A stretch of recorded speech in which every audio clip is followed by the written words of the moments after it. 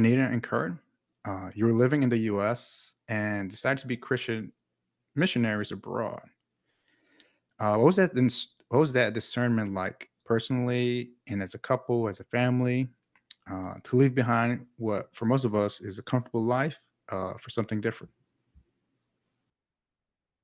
So we dated in college, and as part of just things that we talked about mission. And so we broke up in college, and both decided in different ways. We weren't talking about it to do mission. So I'll let Curt talk about his story, but I wanted to either join the Jesuit Volunteer International or I wanted to go somewhere where I can use my Spanish.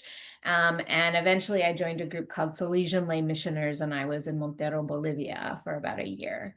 Um, Curt was also looking at different things. Do you want to? I kind of narrowed it down to sojourners in DC, and then also the Salesian Lay Missioners. And I ended up going with the Salesians as well. Originally slated to go to West Africa, um, uh, to Sierra Leone, but there was a civil war there, and then they ended up not sending folks there. So I ended up in Birmingham, Alabama for a year.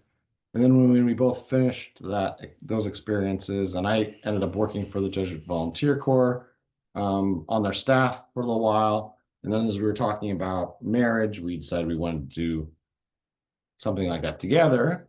And Maryknoll had a really great reputation of being welcoming to couples and furthermore to families. So it seemed like a really perfect fit. So we're talking about that even in the process of our engagement And marriage and prep. marriage prep. And then Maryknoll had a policy of, you have to be married a year, I think, before you applied. They made a little bit of an exception because we applied before we were married a year, but by the time um, We knew each other a long time beforehand, so they gave us a little exception. We were also part of Maryknoll affiliates in Houston at the time and very involved.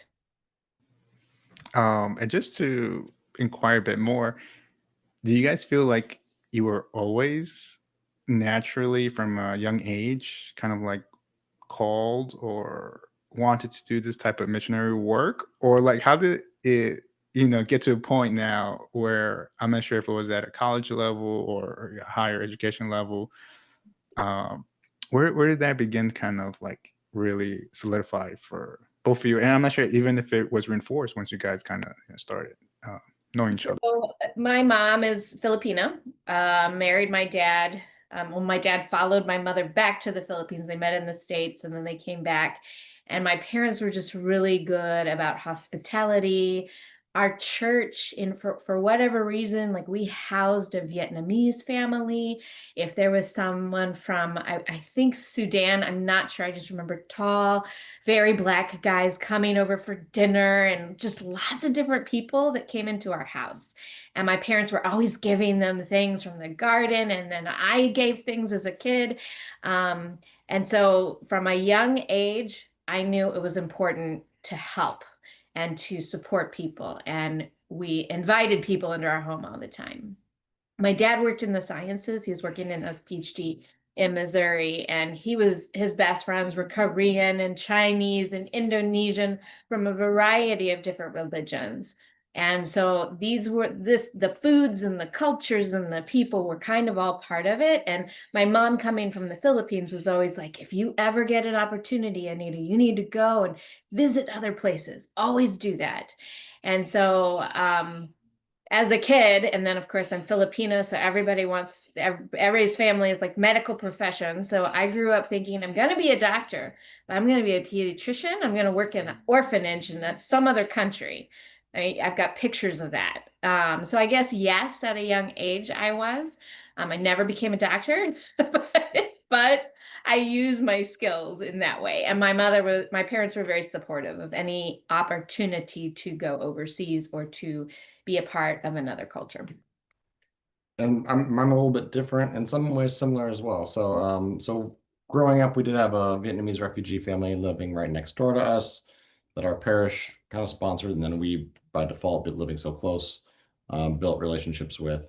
Um, So that was kind of that cultural experience, but I had no uh, inclination or desire from a young age to, go live abroad or to be. I guess my family was certainly religious. My parents were really involved with Marriage Encounter and with our church and all that. But I mean, I didn't have any strong religious inclinations as a young person. Um, when I got to college, and I ended up having a theology class. It's got more of a morality slash justice and peace class that I really liked. Um, and at the time was thinking about work in the field of college student personnel, where it really didn't matter what your degree was in. So that's when I switched my major to theology, and really enjoyed that. Um, but she was always talking about, like, she'd wanted to do a year of service abroad, and so that was my kind of my first introduction to it. Um, and then, of course, as we already mentioned, we did that in our own separate ways first.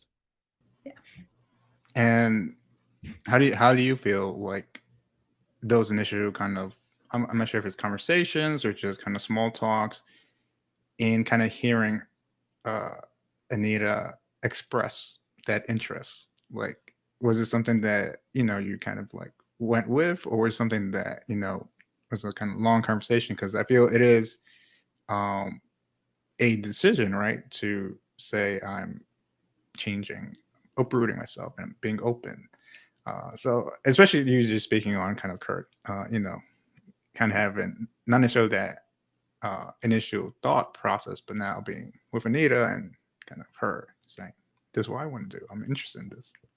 Yeah, so it was kind of interesting in the sense that, that first time around, when we did it our own separate ways, she was kind of the one that introduced me to the idea or the notion of doing a year of postgraduate service, from a faith-based lens.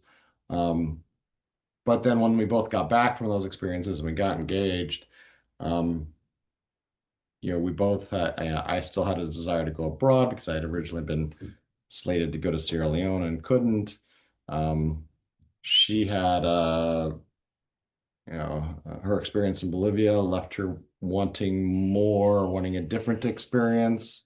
So that second time around, it's it didn't feel like either of us needed any convincing or anything. We were both pretty on board for doing that as part of Yeah, our. mostly the convincing was where. Yeah. I already spoke Spanish, so, and he didn't.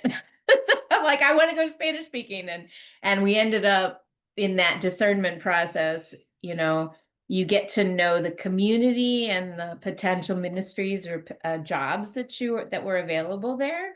And I think part of that was, Kenya and Cambodia. I think those were our choices, and Tanzania were our three choices. And I was gonna choose all the Spanish speaking countries, but the community vibe was what we were really going for.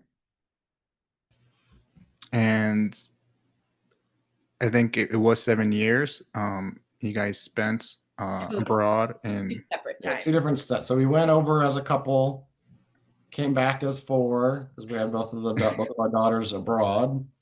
And it was kind of a hard decision to come back. I ended up going back to graduate school. We wanted to go back mostly just so our families could get to know our kids. Um, but our plan all along was to go back to mission again, within a 3 to 5 year span. Um, and that's exactly what we did. I mean, and that's a little bit harder process the second time around because we had an apartment, we had a lot more stuff, so you had to get rid of stuff. Then you had to think about, at that time, when we went back, our kids were 5 and 6 years old, so you had to factor in school, and all those things. So that was a much more significant decision. But I think we've been both really lucky that, we've known families that had, or missioners who had pushback from their families, grandparents who didn't want to say goodbye to their grandkid. And we always had families that were just really supportive. Like, you want to go do that? That's beautiful. That's wonderful. Go do that. no, and that's I think that's very honest, right, there are these challenges, right? I might never thought about the external family kind of pressure, kind of like wanting that connection. Um, so there are challenges or things, you both needed to kind of consider. But on the other end, if I'm thinking of like a scale, right, these are kind of like challenges or issues. But what was the other kind of driving factor that you were thinking like, yes, we may be apart from family, but this is what will make it worth it. This is kind of what we would like to continue doing. What was that um, factors that made you want to go back despite the distance, despite not being close to family, despite having young children? Well, I think we're gonna both answer the same way. But so we had when we were back in Chicago, when we were in Chicago, we were a part of kind of an extended Maryknoll community. Um, and there was a couple, Celine and Don Woznica, who had served I don't know, 6 or 9 years or something in Venezuela and then Oaxaca. Um, and we've both quoted this a number of times when they had told us that being in mission was the greatest. That one of their kids had told them that the greatest gift that their parents had ever given them was to live abroad in mission. And we're like, yeah, yeah, and we really wanted that for our kids, and that has been 100% true. Our kids are now 20 and 18, almost 20 and 18. Um, and both have referenced their time in Kenya, referenced that intercultural experience, see themselves as global citizens. Um, and eh, advocate. I mean, our oldest is working for as an intern for the Maryknoll Global Concerns and is working with immigration reform right now, yeah, right now. yeah, as a summer internship in DC. So, and someone from our church, a sister, was like, Anita, I just saw your daughter on a Zoom with a representative. She did such a great presentation. I'm like, oh God, who knew? No, that's awesome. And I feel like it was also important, kind of from you guys being one of the first I'm speaking with about this, but just that family element, right? There's a difference between going abroad in mission as an individual, and I think as family. And I feel like there are gifts or, well, there are challenges, I'm assuming, right, with trying to raise children. But what are kind of what you're hinting? What are the benefits of doing that as a family? Doing that, even though everyone's in a different place, everyone's facing different challenges in their work, right? At the different work y'all doing. But what are the kind of like small benefits you seeing in terms of doing this as a family, as a Oh, when the kids were little, as toddlers, we lived in a lot of places in Mombasa had to be fenced for safety concerns, but we let them run around in the streets with the other little kids and play, and they would wander into other people's homes, like right across, and I would never have invited myself, but I have to chase after my kids. And I think that was part of the beauty of children is, well, at least in Kenya, culturally, you're not a family if you're married. You're only a family if you have children. And your children are Kenyans to the other Kenyans. So now we're a Kenyan family, even though we're white, we're a Kenyan family. And they both were given Kenyan names, Rahema and Amani. They have Catholic names. We got Claire and Bethany, but that's they were of the people, and even baptism. Wow, that was it was a little strange for me. I'm holding my first newborn baby. We're in a rural church doing baptism because we know this priest really well, Father Joe Kenga, and my in-laws are there and some other friends, and another Kenyan mother is sitting in the same row with us and grabs Rahema out of my arms. And I think I probably wrote something about this at some point, but I was like, the baby is her baby. It's a Kenyan baby. It's part of the church. It's part of the community. And so I think at each of the sacraments, because we did both baptisms, their first communion. Okay, I guess that's it. We did those two as part of the church and part of that Kenyan community. And so just a different way of entering in. And then the second time around, that we came, they were 5 and 6 years old. I just wanted to play, and they don't speak any Swahili, and the kids barely speak any English, but they know how to play. It's not duck, duck, goose, but it's something like that, and chase and pretending, cooking, and chasing after goats and cows, whatever. And so those are like, you build these relationships in a very different way, and people accept you. Because you're a family and because you have children, and there's some level of equality that it's like, yes, you're white people and probably more educated than us, but we're just families. We're just families sharing together. So I think that was beautiful. And then as far as the missioners, it's a very intergenerational group of missioners. It just lended itself to a very beautiful way of living our faith and being as missioners, because the older Maryknoll priests and nuns were like, yeah, let me help you. Like we had one of the Maryknoll priests, can you just take them into the sacristy and show them a little bit about what you do before Mass so that they learn something about the Eucharist? And so one of the priests did that. And, the nuns and our other missioners, when we did retreats together as a community, they would put together, because everybody would take turns doing some small thing, they would make sure to make it kid friendly. Or we would ask the kids to share in their own way of drawing I don't know, how is Jesus accompanying us or something. So it was just kind of a fun way to, I don't know. And then the nuncio, we met the papal nuncio in Nairobi. He's American.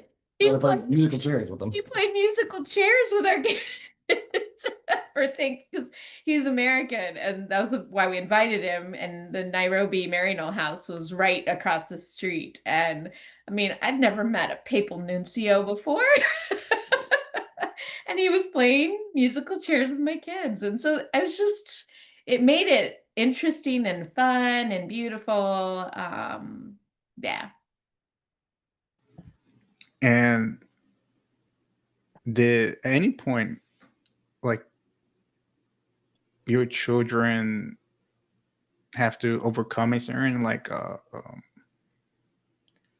were they always comfortable in this kind of new reality, or reality as they knew it? Like, were they ever like, you mentioned there's a language barrier, I'm sure family distance, but did they themselves have to grow from a certain kind of like uh, challenge or issues, from just being abroad I Maryknoll wisely, I think they only take families that have children who are 8 years old or younger, as a starting point, for a good reason, I think. I think once your kids are like over 8, then there's more of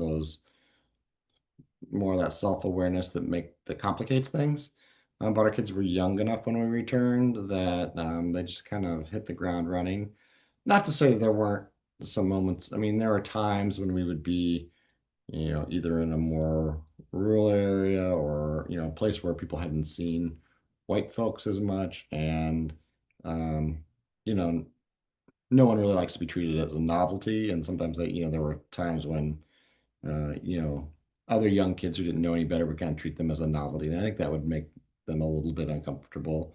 But not too much. I mean, so they really built relationships fast. Yeah. I think the biggest issue is the like uh Playing playing with your hair or wanting to touch your skin to see if it wipes off and becomes black. That was something that we were told, that people will want to touch you to see if you're painted. And the girls especially, but this is pretty normal for girls anyways, to play with each other's hair, but they really wanted to play with our girls' hair. This is a thing for, small children, I mean, and again, in places where they hadn't necessarily had, intercultural encounters. So if we were out in a rural area, which our our kids, they had lots of, the first few months that we were living back in Kenya the second time around, it was in a pretty rural area. So they got to help their friends carry water and help their friends do things um, that you wouldn't necessarily get in the more urban setting.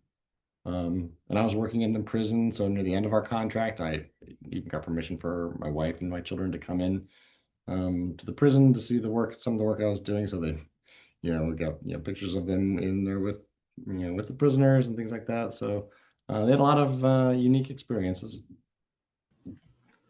And I did kind of, read about your work in prison and y'all's experience uh, with certain kind of strong kind of conditions or people's lives that they experience, right? And how did not only that, but similar stuff, like how did this overall experience um, challenge or strengthen your faith? Because I know, and dealing, I think one specific reflection you wrote about a prisoner who was facing uh, the death sentence penalty. Just even being in that space, um, me personally not knowing what to do or what to feel, and other kind of stories of other people you encounter, like how did all that just because now you're in it, right? You're not something that we could just go home and not avoid it. You're in it. You're in that space. How did that kind of just affect your faith? Um,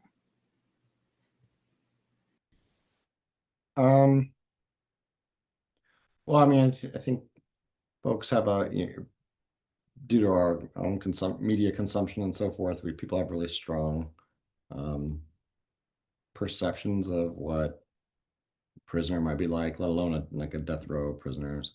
Um, and once I started visiting guys on, it was called the condemned block. It was the block of condemned prisoners who were facing the death penalty, although none of them were really at immediate risk of it because they hadn't executed anyone in many years, but it was kind of at the whim of the president. So it was always a potential threat. Um, anyway, so I'd visit the condemned block of guys, and um, once I had a bit of a rapport, the guards would kind of stand off in a distance, and people would just kind of gather around. I'd have 15 or 20 guys around me at a time, waiting to talk to me, ask me to go follow up on, go to the courthouse and see if I could find out the status of their case, which was, you know, I wasn't doing any kind of legal work by any means. Just like, just go find out if, when their case was coming up. And so I'd go to the registrar and ask, and they'd at least, give me some time frame or something that I could report back to. So I think a lot of the times those guys were just looking for some validation of someone sees them, someone, is aware of their situation. A lot of times they would ask me to go visit their family because maybe their family didn't even know they were in prison or they'd been shuffled from one prison to another. So just to be seen and known where they're at. But in that process, kind of building a relationship and seeing them as um, not a whole lot different than myself, in terms of, um, they would have interest in sports or soccer teams or, um, love and care for their own families that they're, wanting to connect with. So you begin to see them not as a stereotype that you might see on TV, but just as another human being. And I would rarely find, be finding out what they were accused of, because that was like not a primary concern. The primary concern was trying to build a relationship with them and find out was there any way that I could, accompany them. Dismiss. Oh yeah, there's a prisoner named Dismas. He was kind of the jailhouse chaplain, so to speak. He was the Catholic leader on his condemned block of prisoners. Um, and he was there for 14 years and eventually was exonerated and released. And he actually has an interview on the BBC. Somebody on the BBC interviewed him to talk about his own life and experience. And then once he got out,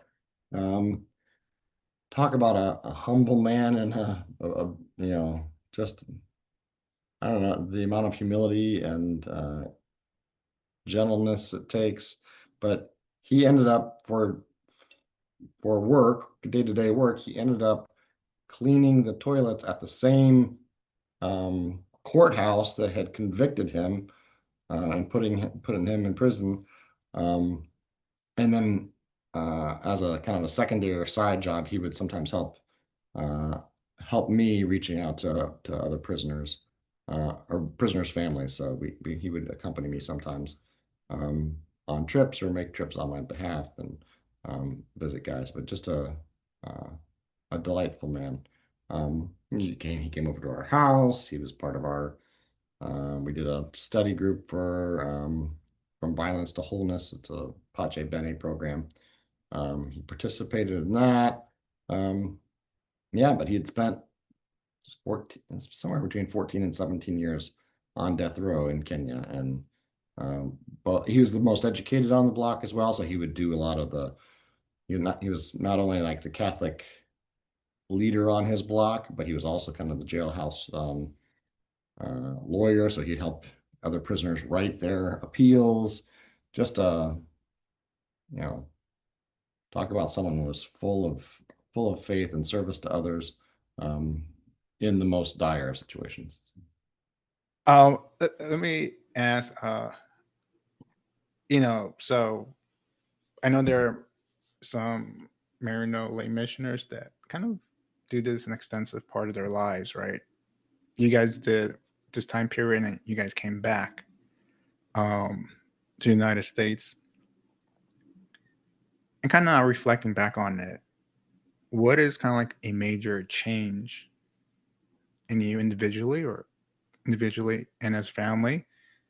Would you, if you guys had not done that work abroad, like where can you imagine yourselves kind of being different if you had not kind of taken that step? So for me, one of the reasons I'm here in Detroit is because of what I learned in my experiences as in Mombasa. We had the opportunity to take a 3-week course, intensive course at Tangaza University, just outside of Nairobi, on Islam in East Africa, because we knew we were going to Mombasa, which is about 90% Muslims there. So we wanted to have just a taste of, learn a little bit, so we're aware and educated about the religion, more so than some of us had a little bit, but not a lot. And so I think the one learning, so having a better understanding, and then just being in a relationship at the Marianist vocational school that I was at, we took in anyone. It didn't matter, Christian, African traditionalist, or Muslim. Any young adult was welcome to be a part of that school with the Marianists. And it was there that I had these amazing conversations with all of my students and came upon the realization, like, my Muslim students would teach me more about Mary, the mother of God, mother of Jesus, than I knew, because there was more verses and stories about her. I'm like, oh, and Jesus was one of their prophets. And you're like, oh. And so we could have these beautiful conversations about fasting and faith and, sacred writings and how to live our lives. And part of my classes, I was part of teaching self-awareness classes. So sometimes that it did incorporate a little bit of faith and ethics and morals. And so anyway, that was a joy. And then when I came back the second time, a lot of this, we worked in a group called Hope Project, helping orphans pursue education. Also didn't matter what religion or where they came from. And so that continuation of these beautiful growing relationships with our Muslim community, some of my students that I had taught the first contract were now adults and working, and so reuniting with them and sharing with them, being invited to mosques or to breaking iftar, so breaking fast with them, So when I was discerning coming back, when both of us were discerning this, a third contract potentially with Maryknoll, kind of the thought was, where could if one of us can find a job that could potentially make us happy, then the other would just go and figure it out. And so Detroit Mercy is a Jesuit and Mercy university, but we live in an area, Detroit, where Dearborn is the largest Muslim community in the United States. And my university, although Catholic, Christian, Jesuit, Mercy, has about 16% Muslim students. And when I found out about this, I was like, oh, not only is it 90%, African American in the city, but there's also a ton of Muslim students. And what a wonderful bridge for me, having learned about Islam. I'm not here to convert anyone. I want everyone to understand what it means to be in harmony with all people. And so I just thought it could be a great experience. And it has been. I've been here at the university 10 years. And just this past year, we actually finally hired our first time part-time Muslim chaplain for our Muslim students. But it took lots and lots of years to create those beautiful relationships. And I think that has made my faith stronger, just being able to journey with so many people of different faiths. Again, I think a big part of it for me has been kind of how it has impacted our children and our family. And I think that openness to other people and other cultures has certainly carried over to our experience back here in the United States. And also, Anita grew up, she talked about all the diversity around her family growing up and how her family brought in people into their homes.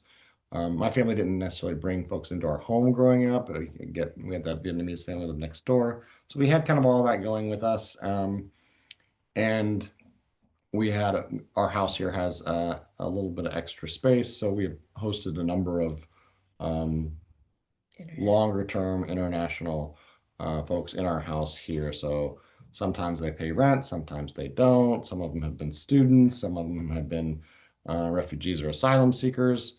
But for the past 8 years, I think we've always had somebody else living in our house, and not like living in our house with some separate entrance or anything, sharing the kitchen, sharing the bathrooms, sharing the refrigerator, all that stuff has been kind of in common. So our family has continued to, we have a house family. Yeah, we have we call it a house family. So, yeah, we have right now a woman from West Africa and her daughter, and then another student from India, and we've had students from China, and one or two, American students as well who just, were in need of a place to stay. And again, sometimes they contribute with, costs and expenses of the house, and sometimes they don't if they're not able to. So in that sense, it's kind of also models. I think we both have an affinity for like the Catholic worker movement as well. So there's that sense of hospitality. So I think all those things have been largely a carryover of our time with Maryknoll and mission. It's like, how do you live mission back at home? And so, yeah. Oh, I'll just add that one thing that came out of mind is you guys were kind of speaking at first about feeling welcome.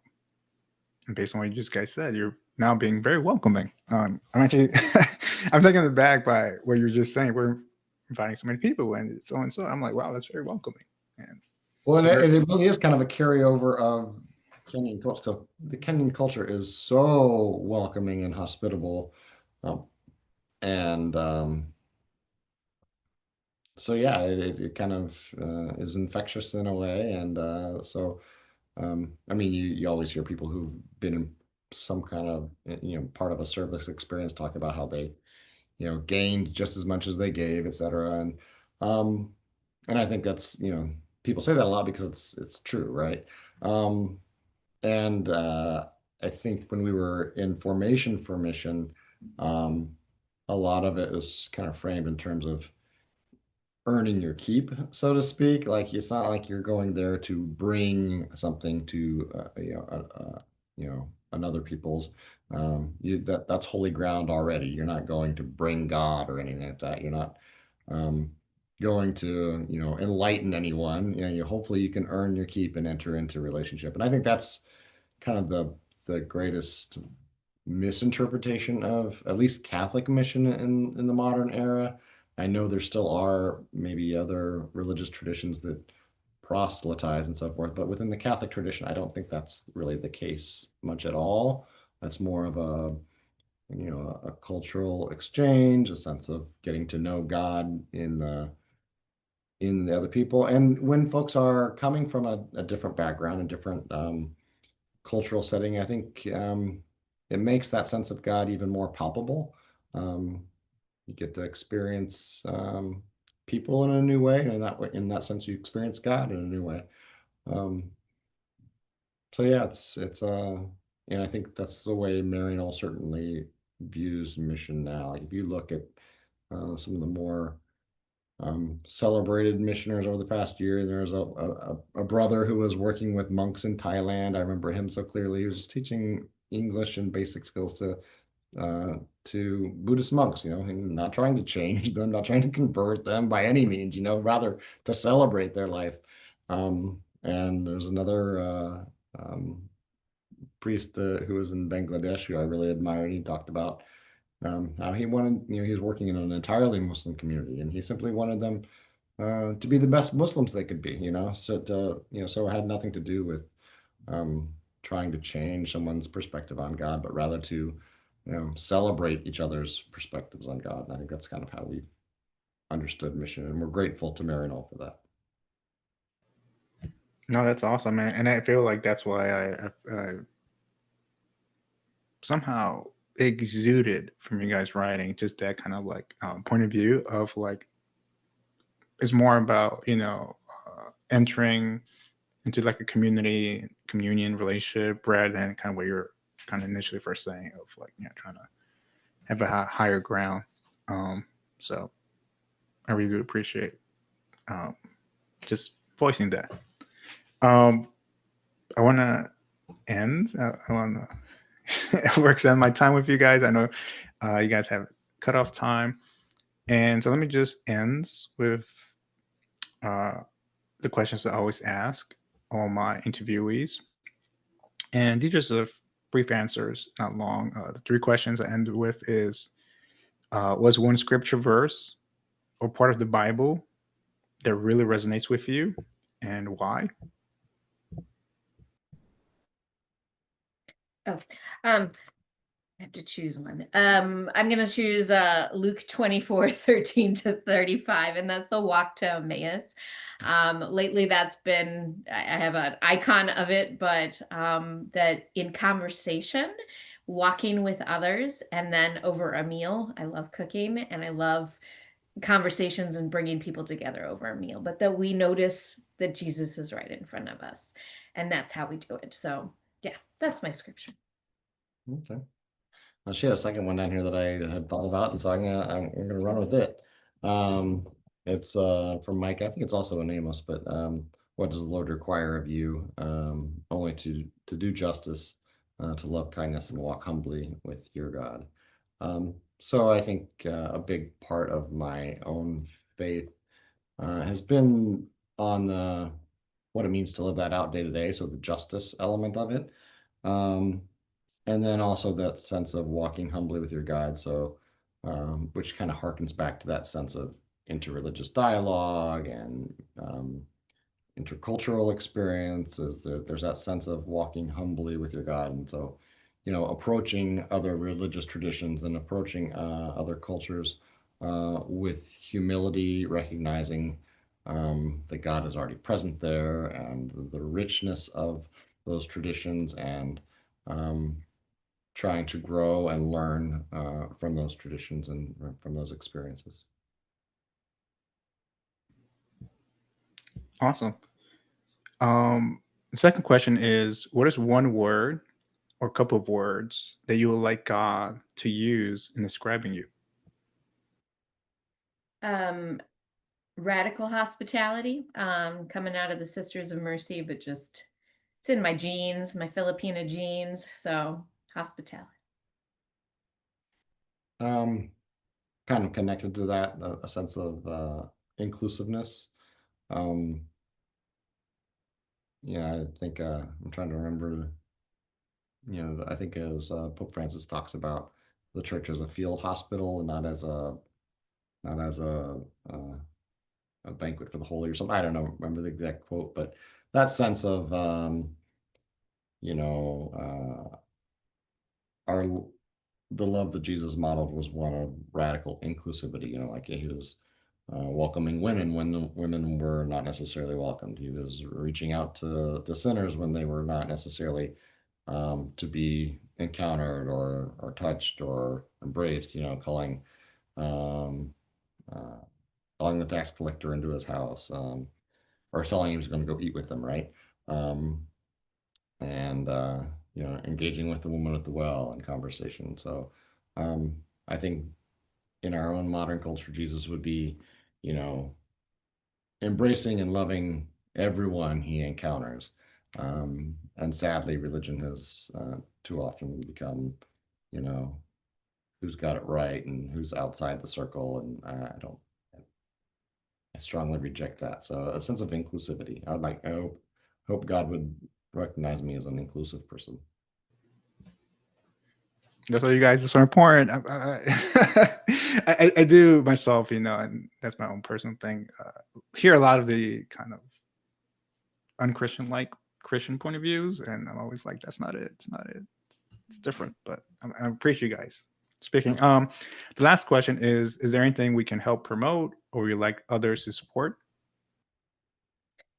Um, well, just promoting Maryknoll Lay Missioners, great opportunity for those who feel called and want to discern in that way. And I think in the midst of all of what's going on in politics, I think with my daughter working in immigration reform, I want to continue to think about how very important that is when it comes to inclusivity and radical hospitality as a country. That we need to make some just and ways to allow people to be anywhere. Yeah. So she mentioned, Mariel, another organization. I already mentioned Catholic Worker Movement, but I think like something like Pax Christi is really great. I love the way that the church is seeming to more and more embrace this idea of Christian nonviolence. It's something I've been passionate about and would love to see that more and more embraced. And you were hearing more with each pope that you know approach to pacifism and active nonviolence is certainly within our tradition. So I'd love to see um, that encouraged and promoted and embraced even more. So.